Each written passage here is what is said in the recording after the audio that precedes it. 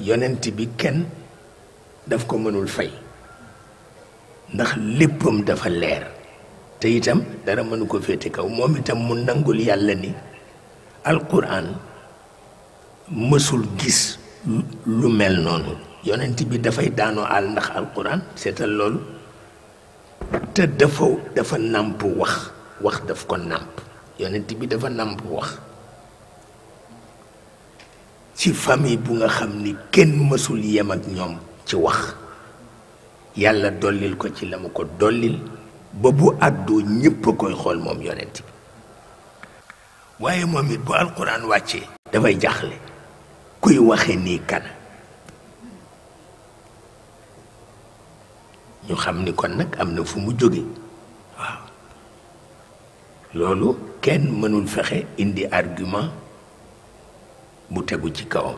loolu mënul nekk parce que maa ngi koy waxtaan ak sama benn sët médecin la fekk affaire anticorps yeeg pour ni buur bi defe rek fekk yaramu nit mu def ci ay anticorps mais en même temps mu permettre yeneen i